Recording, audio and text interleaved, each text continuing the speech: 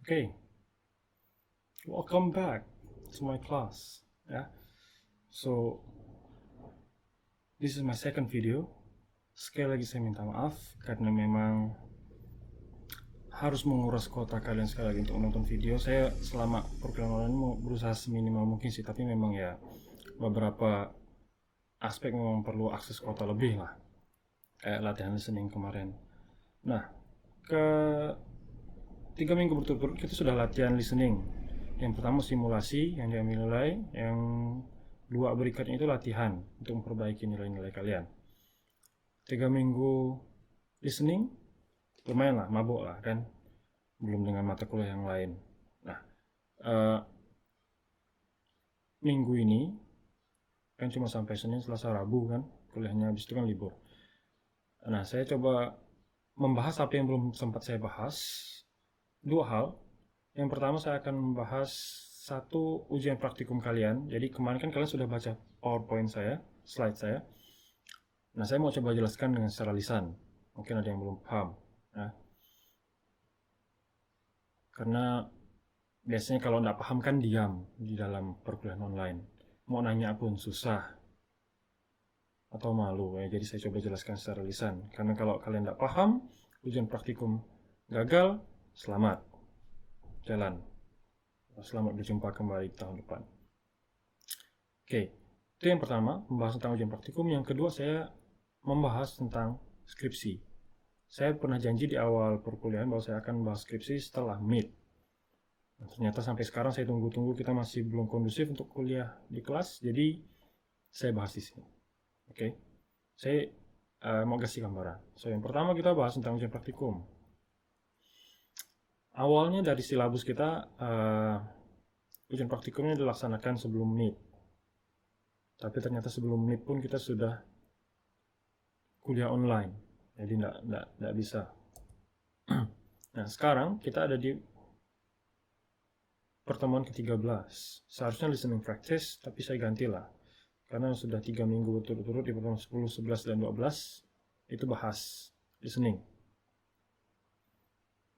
Nah, ini cukup video lah. Habis video, siapapun nggak apa-apa. Ya. Saya pun mabuk gak ada kuliah online. Oke. Jadi ujian praktikumnya direncanakan 2 minggu. Karena kita nggak tahu kendala apa yang terjadi ketika pakai Zoom.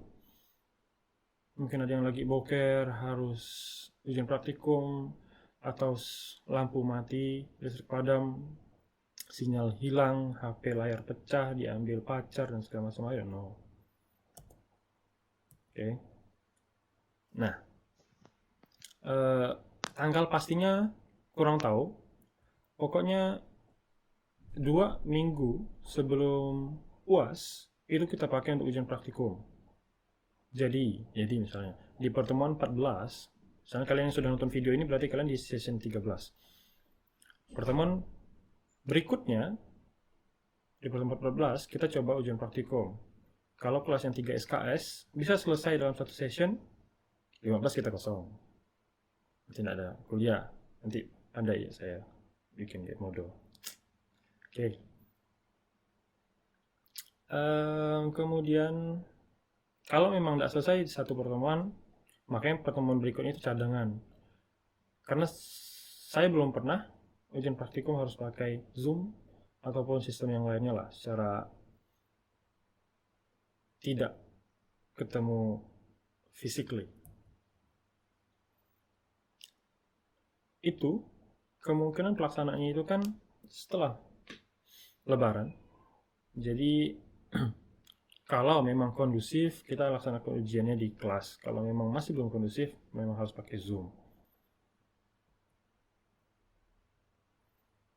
Kayak yang kalian baca kemarin, jadi kita pakai kloter atau session. Satu kloter itu 3 orang. Misalnya di kelas 6B, yang pertama Agus Chandra, kemudian Agnes Selim, kemudian Aurelia. Jadi 3 orang itu masuk duluan ke kelas Zoom saya. Nanti setiap satu orang akan saya beri pertanyaan. Satu orang 2 pertanyaan. Satu pertanyaan 1 menit mikir, 1 menit untuk jawab. Ya. Kalau lewat gimana, Sir? Saya cut. Berarti tidak selesai jawab. Kalau tidak ketemu jawabannya atau tidak selesai menjawab dan tidak ada alasannya, 0. Atau kalau masih lewat gimana, Sir? Berarti ya dampaknya ke kloter berikutnya. Mereka akan terlambat. Mereka udah set, misalnya kurang lebih kita mulai jam 5. Berarti sekitar jam 5.13 atau 5.15 itu kloter yang kedua. Gitu. Kalau kalian lama, kloter berikutnya juga lebih lama. Selama ujian Zoom, ujian praktikum via Zoom, video suara diaktifkan. Sebenarnya saya enggak terlalu khawatir kalian akan mencontek atau yang lain-lain. I trust you. Cuma ya kita punya mekanisme sendiri lah.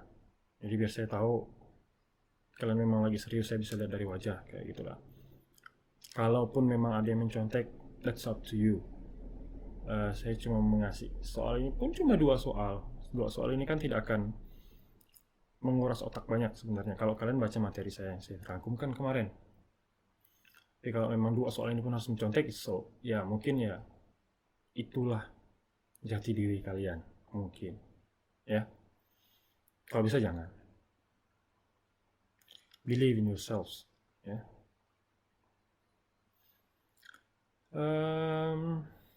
Jadi nanti di Zoom ada saya sebagai host, 3 orang kalian. Saya akan share screen saya. Di screen saya itu akan saya masukkan soalnya. Jadi saya kasihkan soal pertama dulu ke orang yang pertama.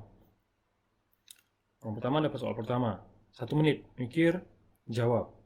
Nah, nanti setelah jawab, saya akan tampilkan jawaban aslinya, jawaban yang sebenarnya. Jadi kalian pun tidak bertanya ini benar atau salah. Ya. Dan saya akan sampaikan kalau memang jawaban kalian benar atau mendekati, saya bilang benar. Kalau salah, saya bilang salah. Ya. Jadi saat itu juga kalian tahu hasilnya. Dapat berapa ujian itu. Ya. Komponen penilaian nggak dibuat semurah hati mungkin lah. Rangkuman materi dibaca. Saya pernah share di Edmodo ya. Oke. Kita coba simulasi ya. Jadi kalian yang nonton ini kita coba simulasikan. Anggap kalian yang nonton ini sedang ujian praktikum via Zoom sama saya. Jadi di satu kloter ada 3 orang, Bambang, Budi, dan Echa. Bambang yang pertama sesuai absensi, jadi saya kasih dia dulu kesempatan. Yang lainnya silent, 2 orang lainnya silent. Dia punya 4 menit totalnya untuk berpikir dan menjawab 2 soal. Setelah Bambang selesai, baru Budi 4 menit juga. Saya kasih soalnya ke Budi saat itu juga. Setelah Budi selesai, baru Echa. Setelah 3-3 yang selesai, baru out. Ya. Pertanyaan pertama untuk Bambang, untuk kamu lah yang nonton ya. Saya kasih 1 menit. Baca soal, pikir 1 menit.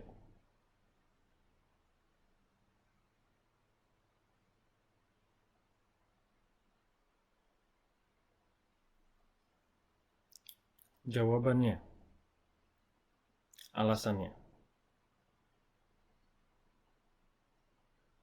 Tetek, memori 1 menit lah misalnya kan. Terus kalian jawab, jawaban kalian apa? A, B, C, or D? Katakan sekali lagi. Ya, the answer is D. Ya, kenapa?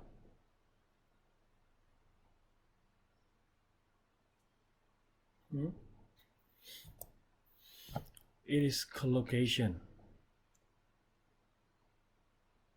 Provide itu collocates with assistance. Yang nggak tahu collocation itu apa, baca ya. Soal ini sering juga keluar di dalam TOEIC. Who will be glad to provide further assistance ya. Kalau jawabnya Sir misalnya jawabannya benar D, tapi karena masuk akal, berarti jawabannya doang yang benar. Alasannya tidak saya benarkan. Jadi kalian cuma dapat 1 poin di sini. Ya.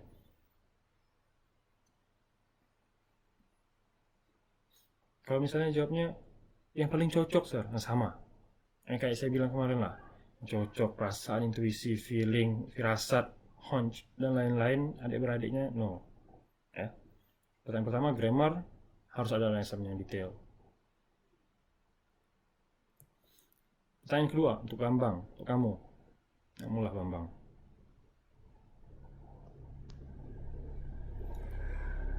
Satu menit, berpikir.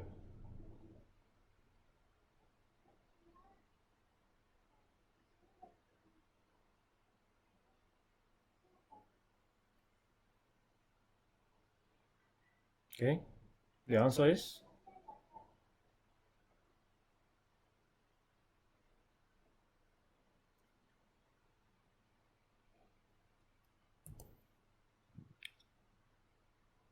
confirm. The results of the market research survey confirm that the reputation blah blah blah blah. Confirm means to verify, to verify. Jadi kalau pertanyaan yang kedua, vocabulary, kalian tidak mesti menjawab secara gramatikal. Cukup alasan yang membuatnya jadi masuk akal. Pertama, mungkin kalian bisa artikan soalnya, kemudian artikan pilihan jawaban, terus kenapa pilihan jawaban yang kalian pilih itu yang paling benar, jelaskan. Atau kenapa pilihan lainnya selain jawaban kalian itu salah. Gitu. Oke. Nah, 2 soal. Bisa? Enggak? Bagus. Kita coba lagi. Again, ya. Soal pertama, grammatical. Coba pikirkan 1 menit kemudian jawab.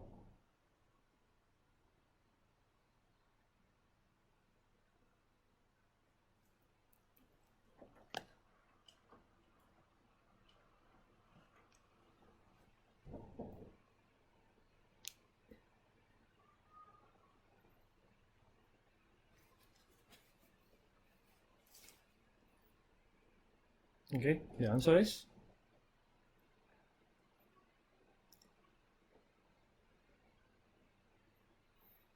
ya. Itu jawabannya. Kita butuh pronoun di situ untuk mengacu kepada singular subject dari soal company. Jawabannya it's. Kenapa? Karena dia adalah possessive adjective pronoun yang dibutuhkan untuk menggantikan subject company. Nah, bebar kan? Nggak tahu kan jawabannya kan? Makanya baca. Nanti bilang. Soal kedua. Pause ya, untuk mikirnya. Sebelum saya tampilkan jawabannya.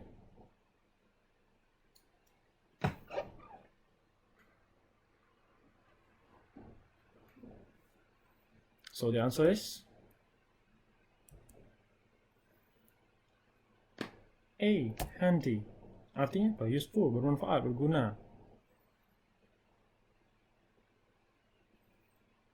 Map yang dikirim ke saya misalnya atau ke kami itu sangat bermanfaat. Karena kalau tanpa itu kami bisa tersesat.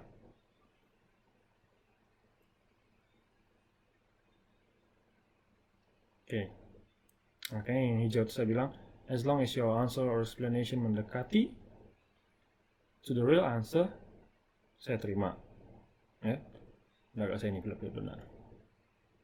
Oke.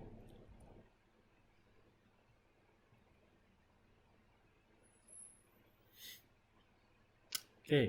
So itu yang pertama tentang ujian praktikum kita. Orang pertama udah dapat, orang kedua, orang tiga, dan you out. Kemudian kloter berikutnya masuk. Begitu seterusnya sampai selesai. Ya, kita pakai waktu 2 minggu. Kalau dalam 2 minggu, kalau dalam 1 minggu belum selesai, kita pakai minggu kedua. Kalau dalam minggu pertama sudah selesai, itu kalau kalian tepat waktu. Misalnya kloter pertama sesuai dengan waktunya, tidak lelet. Kemudian kloter kedua masuk sesuai waktunya. Nanti masalah detail waktunya saya akan share timelinenya, ya, schedule-nya. Kelompok ini masuk jam berapa, kelompok ini masuk jam berapa. Berikut juga dengan link Zoom-nya. Ya. Okay. So that the first thing. Yang kedua. Wait.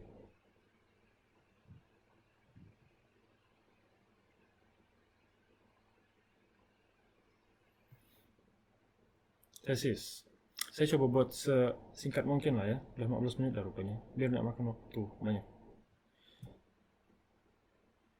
So, di awal pertemuan kita di kelas, saya ada bilang bahwa saya memang diminta prodi untuk menjelaskan skripsi yang bahasa Inggris ke kalian. Karena selesai semester ini, kalian akan diminta menentukan kalian mau ngambil skripsi apa. Makanya, karena saya sudah janji, makanya mau tidak mau saya harus bikinkan video ini untuk menjelaskannya secara lisan. Karena kalau tidak lisan, susah. Ini pun susah, karena kalian tidak bisa langsung nanya ke saya, kan? Biasanya kalau saya jelaskan ini, banyak yang tanya. So, umumnya ada 8 step lah. Kayak yang pernah saya gambarkan di papan tulis untuk beberapa kelas mungkin. Saya tidak ingat kelas mana yang sudah dan yang belum. Pokoknya kalau belum, kan ya lah ya. Setelah semester ini, prodi akan mengumpulkan kalian. Kalau memang kondisi sudah kondusif ya. Tahun lalu itu dikumpulkan di lantai 4, oleh lantai 4. Langsung didata, maju satu-satu. Kalian mau ngambil skripsi apa?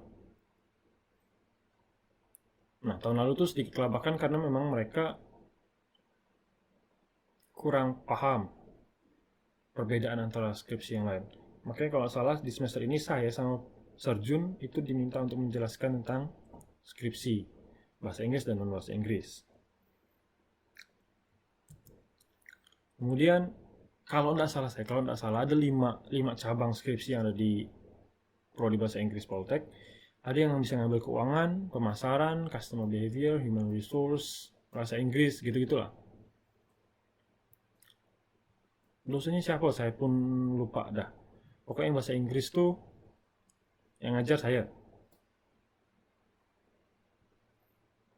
Keuangan tuh Serjun, kalau salah human resource tuh Sewisan kah, pokoknya ada Mem Francisca juga, entah itu customer behavior mungkin, atau Miss Vivi. Yang itu yang ngajar. Sersugi juga setahu saya. Jadi saya kurang yakin. Tapi kalau salah saya 5 ini. Jadi kalian bisa ngambil skripsi, menurut feeling kalian, passion kalian lebih suka yang mana.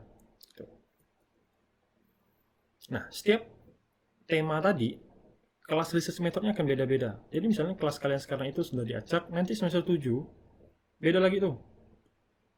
Dan kelas research method ini akan beda dengan kelas yang lain di semester 7 yang sama. Misalnya kelas yang lain ada kelas apalah mata kuliah apa gitu. Itu udah diacak, sesuai kan ada mata kuliah peminatan juga. Nanti research method ini beda lagi, kelasnya berubah lagi gitu. Jadi setiap kelas tuh punya orangnya masing-masing. Jadi ada 5 atau 6 kelas research method nanti. Saya menghandle kelas research method yang bahasa Inggris. Tahun lalu atau yang sekarang kakak tingkat kalian, saya ngajar mereka di semester 7 research method. Kelasnya overcrowded. Maksimal kelas kan 30-an. Itu kemarin sampai 50 dalam satu kelas. Makanya kan pakai aula. Dan harus pakai mikrofon. Nanti mungkin kalau memang ramai, itu akan dipecah menjadi 2 kelas. Misalnya ada 50 lagi atau ada 60 dari angkatan kalian yang ambil bahasa Inggris, itu nanti akan dipecah jadi 2 kelas lagi. Tidak cuma 1. Tahun lalu aja, karena tahun lalu percobaan. Tahun lalu lah tuh baru dimulai dipecah kelas research methodnya. Sebelumnya kelas research method itu dipegang oleh Serwisan, 1 untuk semuanya. Ini kayak kelas A research methodnya diajar Serwisan. Secara umum, tidak spesifik. Dipecah karena ternyata research method atau penelitian dalam bahasa Inggris misalnya, ini sebenarnya saya ngajukan untuk dipecah kelasnya. Research method dalam bahasa Inggris itu beda dengan research method di human resource. Teori yang dipakai beda, buku yang dipakai beda, jenis penelitiannya pun sedikit beda. Cara penelitiannya pun beda. Makanya mulai tahun kemarin dipecah dan tahun kalian pun akan sama. Biar spesifik gitu. Nah, di semester 7 itu, setelah kalian milih tema di awal semester 7 nanti, sebelum kuliah dimulai, setahu saya, kalian dikumpulkan prodi, menentukan tema, habis itu pas mulai kuliah, di semester 7, kelas research method itu, kalian akan belajar bagaimana mengkonstruk atau membuat outline. Jadi tahapannya outline dulu, habis itu research proposal, baru ke skripsi. Ya.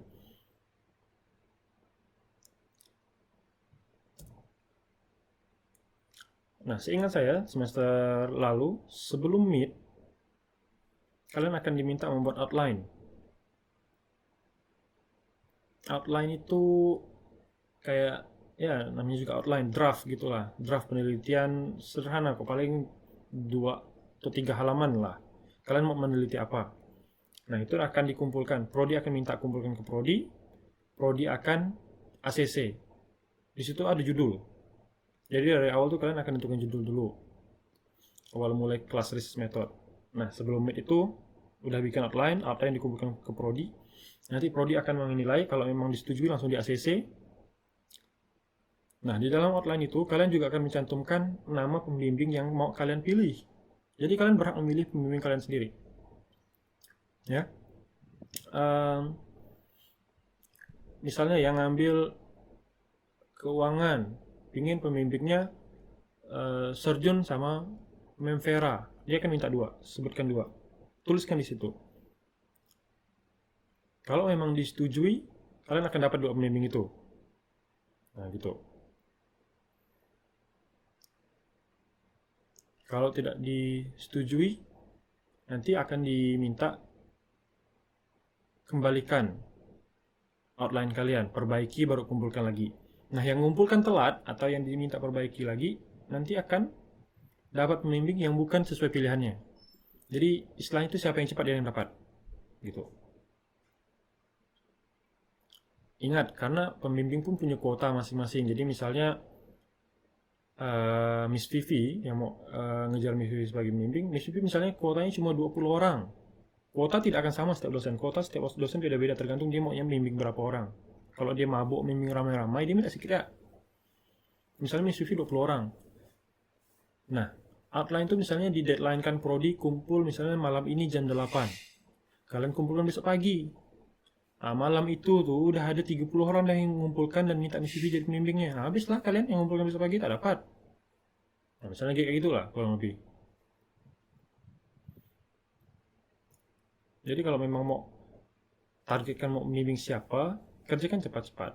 Kumpulkan cepat-cepat biar langsung di ACC. Kerjakan betul-betul tapi jangan cepat kacau. Balik kan enggak.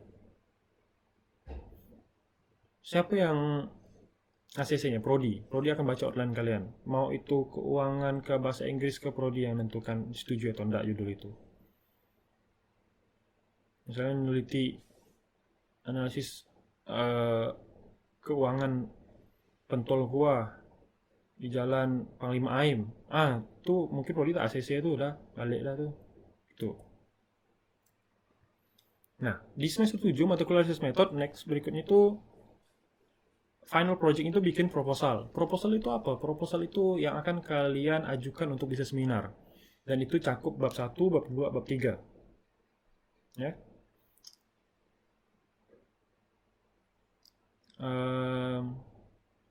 Bab 1 pendahuluan, introduction, bab 2 kajian pustaka, literature review, bab 3 research methodology penelitian.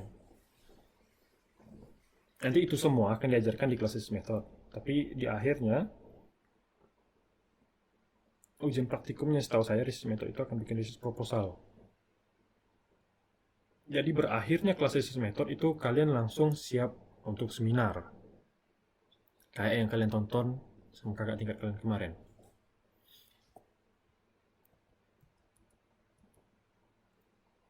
Nah, seminarnya kemungkinan di awal semester 8.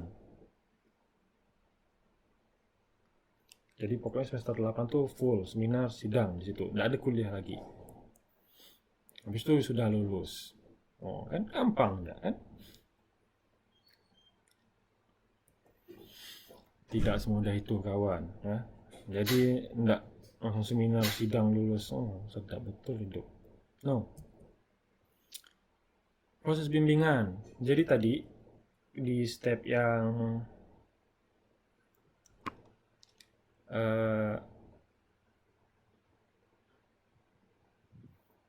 di sini yang saya lingkar itu kan sebelum meet kalian akan diminta bikin outline, kumpulkan ke prodi. Kalau ACC kalian dapat pembimbing 1 dan 2. Kalian dapat pembimbing tak nampak ada muka saya di situ pokoknya kalau tak salah lah. Nah, pokoknya yang saya lingkar ini sinilah. kalian akan dapat pembimbing 1 dan 2. Kalau kalian udah dapat pembimbing 1 dan 2, kalian boleh langsung bimbingan untuk bab 1 sampai 3. Bimbingan tuh di mana, Sir? Terserah pembimbing. Kalau dia lagi nggak di tempat, dia bisa bimbingan via email.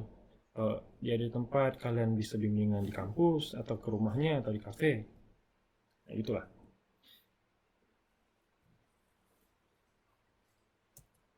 Nah, tadi dalam pembimbingan bab 1 sampai 3, dengan pembimbing 1, itu minimal 4 kali bimbingan. Jadi prosesnya gimana? Kalian serahkan proposal kalian bab 1 sampai bab 4, bab 3, bab 1 sampai bab 3, serahkan pembimbing, pembimbing koreksi, ada perbaikan, dikembalikan. Itu 1 kali. Kalian sudah selesai revisi, kalian kasihkan lagi ke pembimbing, dia koreksi, dia minta kalian datang, dijelaskan proses bimbingan, itu yang kedua, 4 kali sampai. Kemudian di pembimbing 1 sudah selesai, baru boleh ke pembimbing 2. Tidak boleh langsung dua-duanya. Selesaikan pembimbing 1 dulu 4 kali, habis itu ke pembimbing 2 4 kali juga. Baru seminar. Macam yang kalian pernah tonton atau kalian berdiri sendiri di depan, 4 orang dosen di depan kalian. Kalau kalian kondusif berarti di sebelah kanan atau kiri kalian nanti itu ada adik tingkat kalian yang nonton. Kalau kena dapat jadwalnya seminar di teater, berarti yang nonton mama ya, selamat lah berarti. Udah selesai seminar, ada perbaikan. Seminar tuh nanti kalian akan disuruh perbaiki ini, tambahkan ini, atau kurangi ini. Perbaikan. Itu ke penguji. Penguji 1 dan penguji 2. Kalau udah oke, kalian diizinkan untuk melakukan penelitian. Teliti kalian. Misalnya yang mau meneliti ke perusahaan, yang mau meneliti ke sekolah misalnya, atau yang mau meneliti ke komunitas mana. Lakukan penelitian. Selesai penelitian, kalian dapat apa? Kalian dapat data. Misalnya yang mau wawancara Gojek, kalian akan dapat hasil rekaman wawancara. Yang mau nyebarin kuesioner ke pengguna atau pengkonsumsi UC 1000, misalnya penelitian kalian itu, kalian akan dapat kuesioner. Kalian dapat datanya, kalian olah. Kalian olah itu maksudnya ya, kalau interview nanti ada tahap-tahapnya lah, nanti dijelaskan di kelas research method. Jadi kalau yang mau ambil bahasa Inggris, nanti ketemu saya lagi semester depan. Kelas research method. Setelah data diolah, kalian susun jadi bab 4 dan bab 5. Dasar kalian susun, kalian bimbingan lagi. Sama kayak bimbingan bab 1 sampai 3 tadi. 4 kali. 4 kali pembimbing 1, 4 kali pembimbing 2. Selesai itu sidang.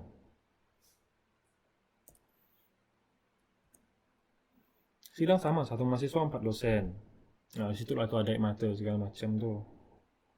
Seminar dan sidang itu bukan berarti semuanya berjalan mulus ya. Kayak kalian nonton kemarin, makanya ada yang saya bilang mungkin pas seminarnya dia bercucuran air mata lah. Karena misalnya disuruh rubah semuanya, disuruh ganti penelitiannya. Ada yang lancar.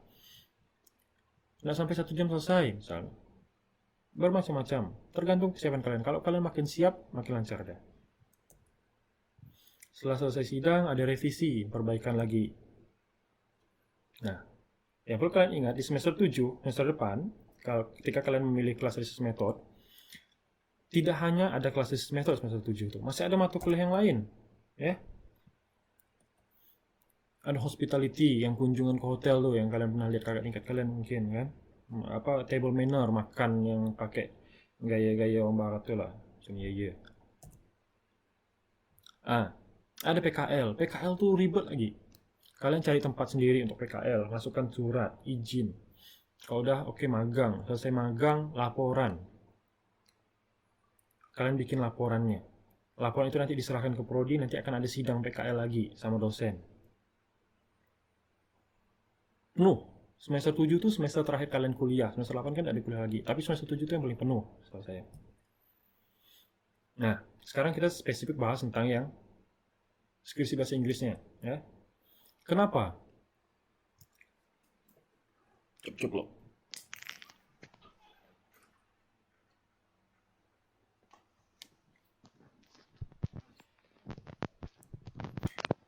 Okay, so Kenapa skripsi bahasa Inggris? Pertama karena saya diminta prodi untuk menjelaskan ini ke kalian. Satu hal yang biasanya saya bilang ke mahasiswa, you are bound by your title. Kalian itu terikat dengan, sebenarnya kalau menurut saya itu dengan titel kalian. Kalian lulus nanti akan memegang gelar SST, Sarjana Sains Terapan. Tapi satu hal, biasanya yang jadi pertanyaan itu setelah kalian lulus, beberapa, kamu dulu kuliah program studi apa? Program studi bahasa Inggris. Kamu neliti apa? Kayak gitulah. Jadi, menurut saya akan lebih baik kalau memang yang mampu ya, ambil skripsi bahasa Inggris. Nanti saya jelaskan secara detail.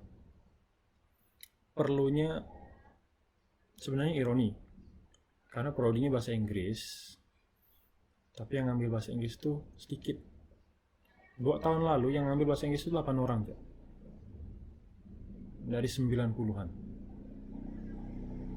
10%-nya, ya. Kurang lebih. Tahun kemarin 50 yang ngambil bahasa Inggris.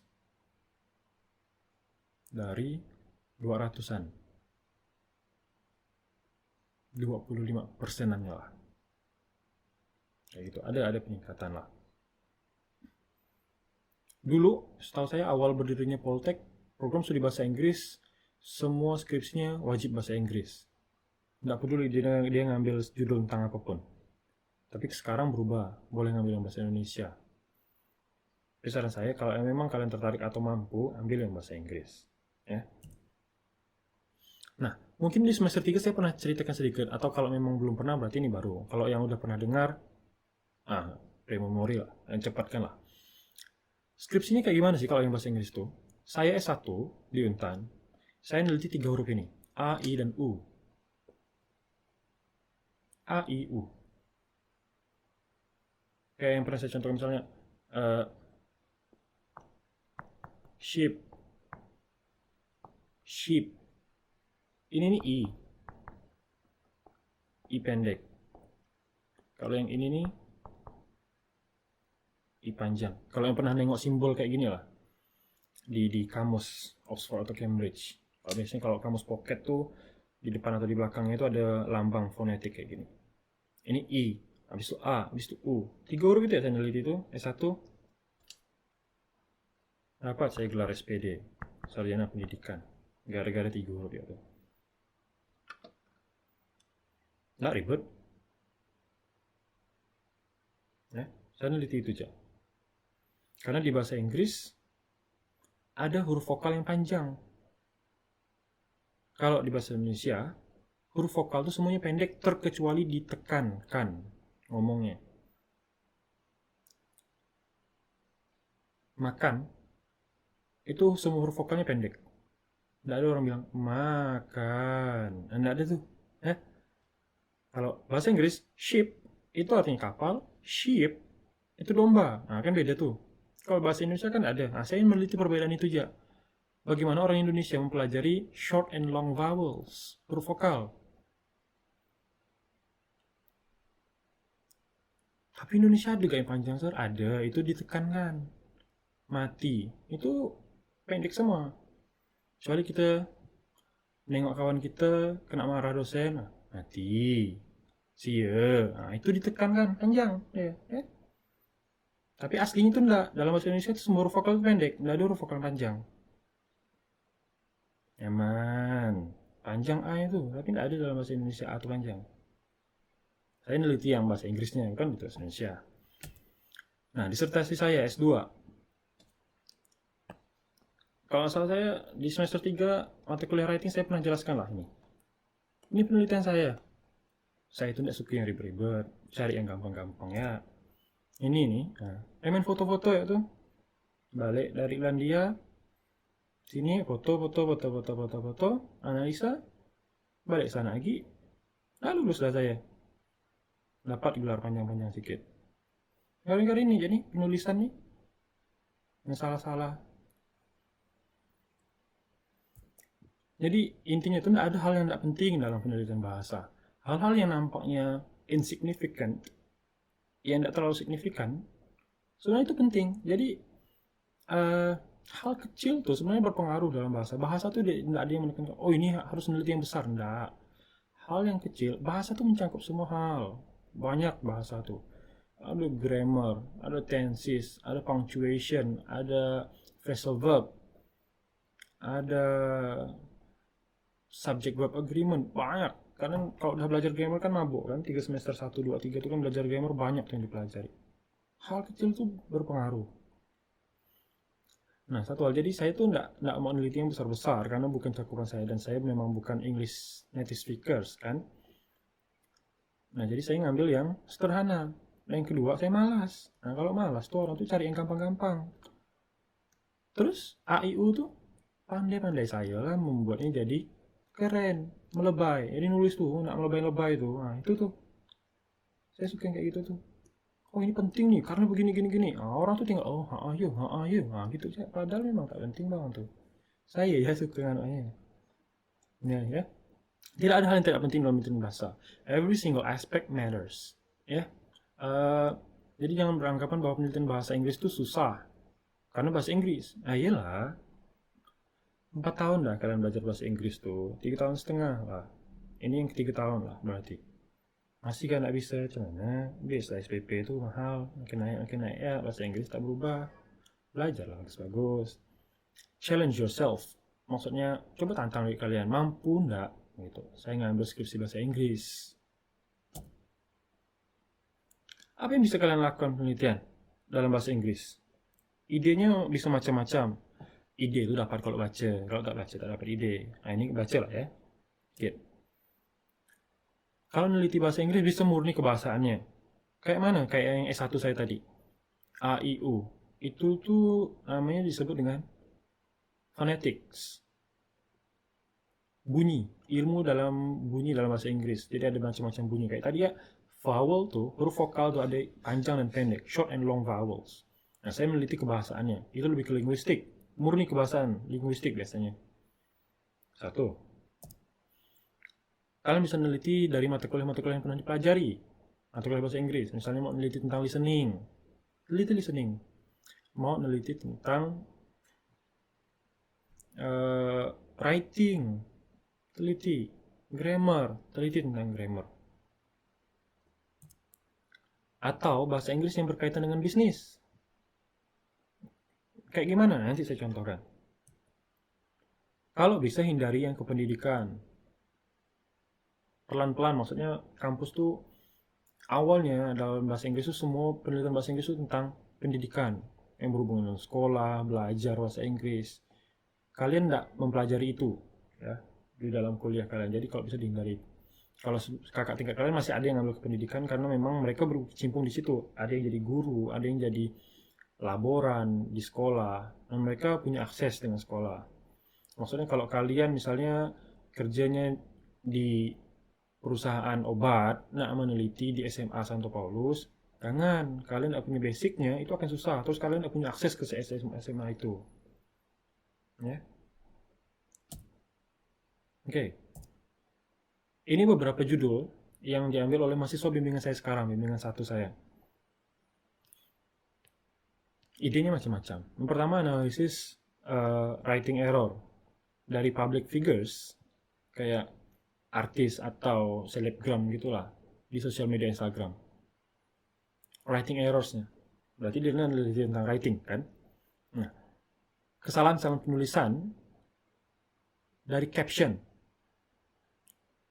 Apa sih caption tuh? Macam itu lah kalian tahu lah kan caption kan? Jago lah kalian kalau udah menulis caption tuh. Balak lah, jangga semua. Macam iya. Nah, caption di sosial media Instagram. Jadi neliti kesalahan penulisan ya. Sama kayak yang penelitian saya S2 tuh. Tapi saya kan di periklanan. Nah, itu kan. Berikutnya phrasal verb. Wah, dia yang ini dia suka dengan grammar nih. Oh, dia neliti phrasal verb.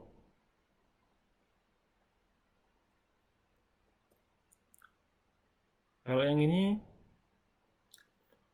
korelasi antara self-confidence, PD, kepercayaan diri, terhadap speaking performance, kemampuan berbicara di lembaga kursus Future Leader. Jadi seperti itu. Apalagi? Banyak. Saya ngambil beberapa aja, saya tampilkan ya. Jadi idenya itu tidak terbatas. Bebas. Students' perception of using U dictionary in learning pronunciation. Oh, dia mahasiswa Poltek meneliti di STBA. Malah tuh.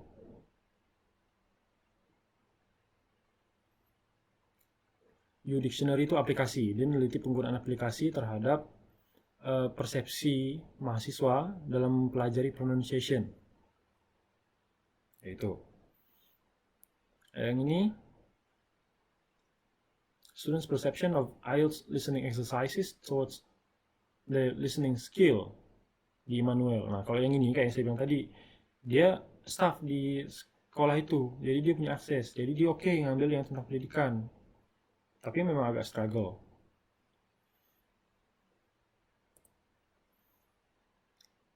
Oh, ini mantap gak nih?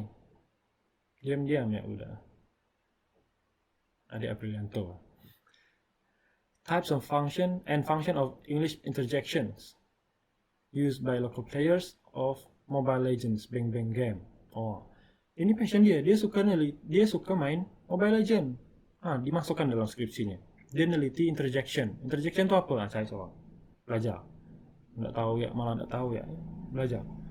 Nah, tapi dikaitkannya dengan hal yang disuka. Jadi nelitinya kayak gimana? Saya selalu bilang, teliti sesuatu yang kalian memiliki passion di dalamnya. Dia suka main Mobile Legend. Dia kerjaannya tuh nanti neliti tuh, main Mobile Legend itu. Macam serius, tapi dia main Mobile Legend. Gitu. Kalau yang ini serius. Kalau yang memang mau meneliti secara kebahasaan, dia meneliti translation strategies.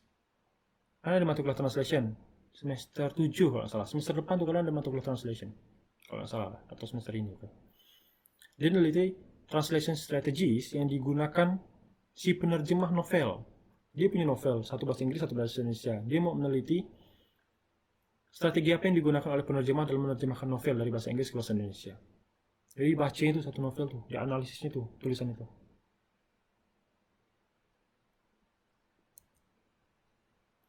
Atau yang menggabungkan antara bahasa Inggris dengan bisnis.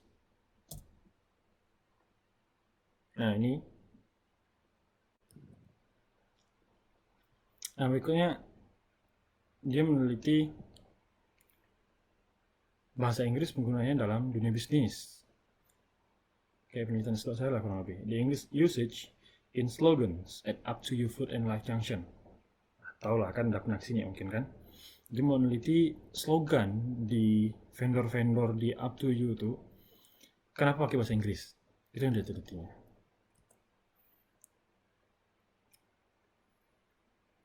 Ini analisis dari penggunaan bahasa Inggris, caption bahasa Inggris oleh bisnis account di Instagram di Pontianak.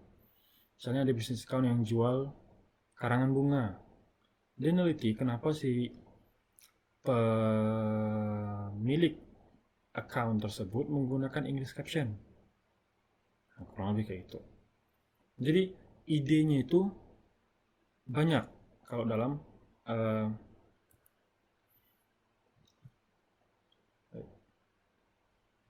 jadi idenya itu sangat banyak dalam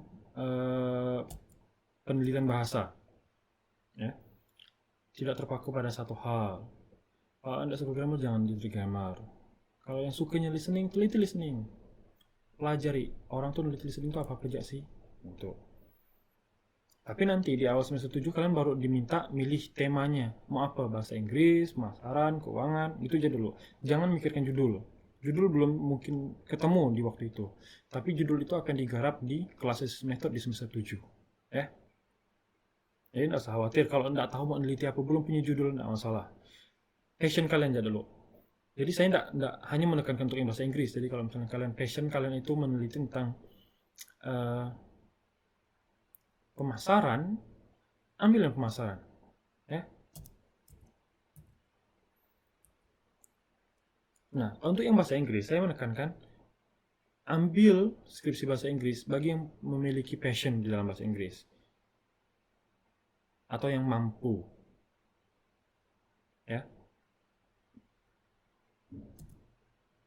Kira-kira misalnya yang punya planning untuk setelah lulus dari Politeknik mau bekerja keluar misalnya ke Aussie atau mau lanjut studi S2 atau mau cari beasiswa S2 keluar negeri, ambil skripsi bahasa Inggris karena itu nanti akan membantu nilai jual kalian, ya, dalam misalnya mau lanjut studi S2.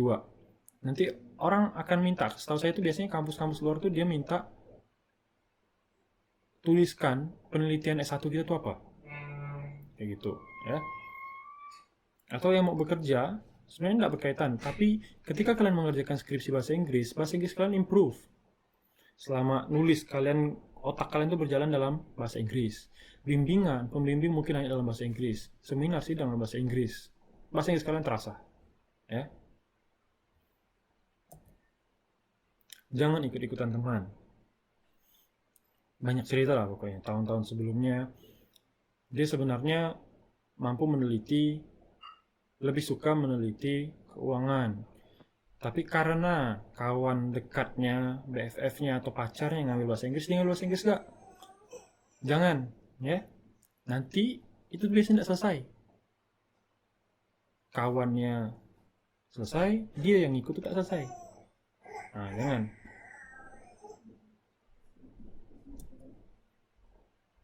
Kayak tadi saya bilang, wajar kalau sekarang belum tahu mau neliti apa. Ide itu muncul di kelas assessment method. Nanti dosennya akan mengarahkan. Nah, skemanya kan kurang lebih seperti ini ketika seminar atau sidang. Tapi ketika ini misalnya kalau seminar seperti ini ada pembimbing 1, pembimbing 2. Kalau seminar penguji yang akan nanya. Kalau sidang semuanya nanya. Walaupun dia pembimbing kalian, walaupun dia udah lebih tahu tentang skripsi kalian, tapi dia akan nanya juga.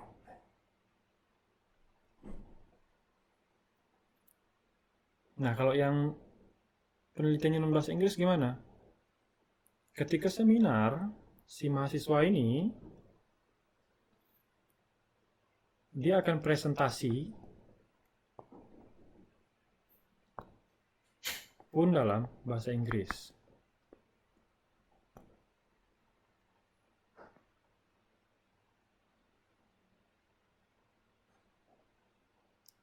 Sidang pun sama dalam bahasa Inggris.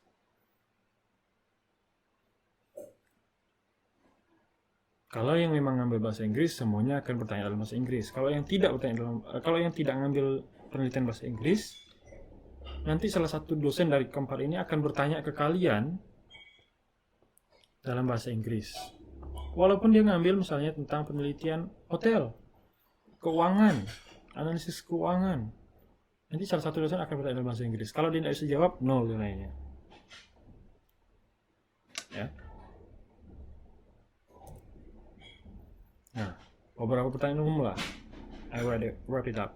Ya. Jadi terakhirnya biasanya ada yang nanya, kalau ngambil bahasa Inggris, seminar dan sidangnya full English? Yes. Full in English. Kalau yang ngambil non bahasa Inggris, paling presentasi aja, habis itu tanya jawabnya dalam bahasa Indonesia. Tapi nanti pas sidangnya tetap akan ada dosen yang akan bertanya dalam bahasa Inggris. Harus dijawab dalam bahasa Inggris juga. Biasanya pertanyaan itu bukan tentang skripsi dia, tapi beyond, di luar dari itu. Kalau tidak bisa jawab pertanyaan penguji, ya udahlah, selamat, jalan. Atau ya nilainya 0. Nilainya kan kalau udah ditanya tuh gugup tuh, tidak bisa jawab. Ah, dah. Artikel tuh gimana atau bagaimana? Kayak gimana? Artikel tuh intisari dari skripsi kalian. Artikel itu dibuat setelah skripsi kalian rampung sampai bab 5. Skripsi itu misalnya ada 70 halaman. Artikel itu 8 halaman ya. Kalian ambil intisari dari skripsinya, masukkan jadi artikel. Artikel itu harus dalam bahasa Inggris. Jadi yang mau ngambil bahasa Inggris atau non bahasa Inggris, artikel itu tetap harus juga dalam bahasa Inggris. Jadi yang ngambil skripsinya bahasa Inggris, kan skripsinya itu dari bab 1, 2, 3, 4, 5 itu udah dalam bahasa Inggris. Artikel nanti tinggal comot-comot ya, masukkan, karena udah dalam bahasa Inggris skripsinya kan. Kalau yang non bahasa Inggris, nanti ketika bikin artikel dia harus menerjemahkan ulang. Jadi pertama dia bikin artikel dalam bahasa Indonesia dulu, 8 halaman sampai 15 halaman lah. Skripsi dalam bahasa Indonesia kan.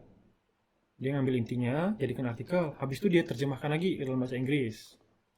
Kalau yang udah memang penelitian bahasa Inggris, biasanya sih langsung jadi artikel tuh, sebentar aja. Dan berikutnya kalau udah milih bahasa Inggris untuk classical method, terus di jalan merasa nggak cocok, pengen ganti, bisa nggak? Nggak bisa. Jadi pilihan kalian nanti itu sebelum semester 7 berjalan tuh itu yang udah paling matang lah tuh kalian. Makanya saya sampaikan ini sekarang biar kalian punya bahan pertimbangan sebelum memutuskan nanti ya. Ada tahun kemarin ada dia udah ngambil bahasa Inggris tapi setelah perjalanan beberapa meeting gitu dia mau merasa ngambil keuangan kalau nggak salah. Anda bisa lah. Tapi penelitian dia berubah. Jadi dia tetap meneliti bahasa keuangan tapi di kelas saya dia. Susah kalau kayak gitu. Prodi nggak suka kalau yang ganti-ganti. Tahu lah kan. Nah, gitulah. Siapa aja dosen bimbing atau penguji untuk bahasa Inggris? Dosen-dosen bahasa Inggris kalian lah, yang pernah ngajar bahasa Inggris kalian. Ada saya, Sir Max, Sir Tumpal, Miss Fariska, Miss Francisca, Mem Yovita. Siapa lagi ya? Pak lah. Mungkin di angkatan kalian nanti ada yang nambah kan ada dosen-dosen baru misalnya kan. Misalnya Miss Hilaria mungkin kayak gitu.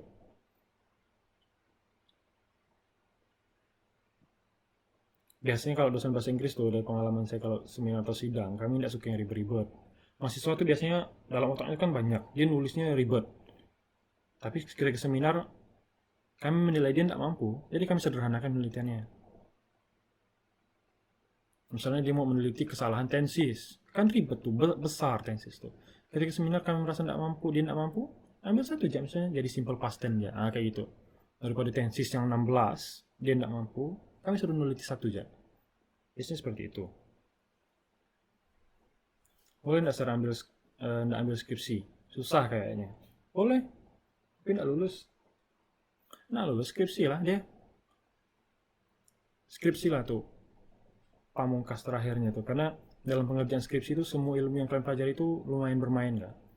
Nggak cuma kemampuan akademis sebenarnya. Tapi kemampuan sosial pun berperan. Gimana kalian approach dosen tuh. Berusaha untuk bertutur kata yang baik, nggak menyinggung dia. Karena bahasa kiasannya lah, hidup mati kalian itu tergantung pembimbing. Kalau pembimbing kalian udah nggak suka dengan kalian, susah. Itu intinya lah. Sebenarnya kalau di kelas kan banyak cerita nanti, cuma enggak lah, itulah intinya. Udah lama dah videonya kali.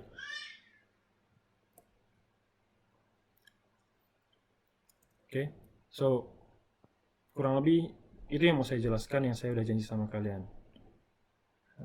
Thank you very much for listening to my